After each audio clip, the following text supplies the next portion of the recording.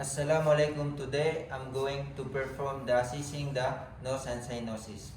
The definition of this assessment is the nose and cyanosis is involve a physical examination to evaluate the condition of the nasal passages, mucosa and others related structure. The purpose is to identify any sign of infections, blockage or any problem of nasal passages. To assess any common issue such as allergies. The consideration to this assessment is patient comfort,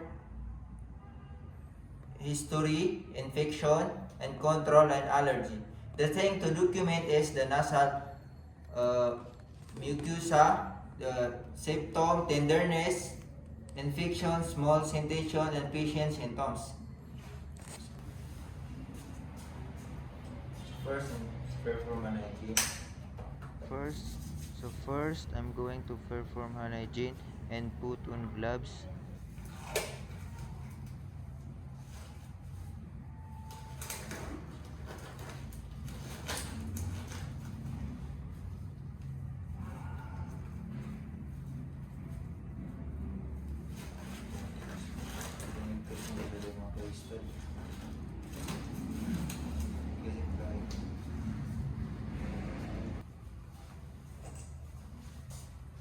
Sir, what's your name?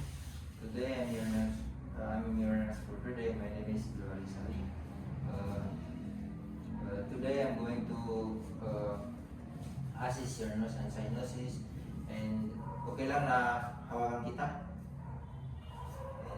And I'm going to inspect your external nose. So, sabihin mo lang kung may sakit, any pain, wala. To note size, shape, color, and flaring discharges from the nariz.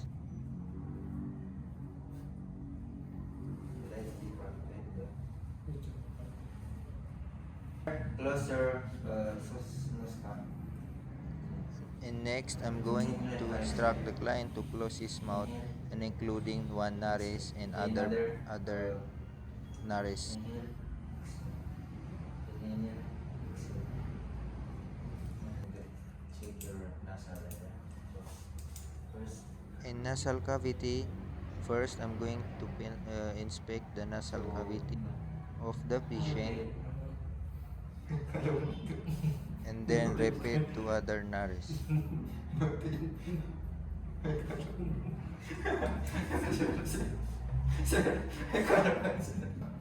Sir, I'm going to palpate your maxillary. And third, the facial cyanosis. First, I'm going to palpate the maxillary frontal cyanosis and frontal cynosal maxillary cyanosis to instruct the client to open his mouth. After that, and shine the pin light on the left and the right of inside the mouth. Sir, I'm going to instruct you. One. I'm going to instruct you to open your mouth.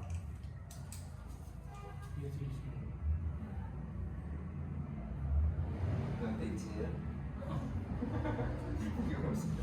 Naka-braces ka sa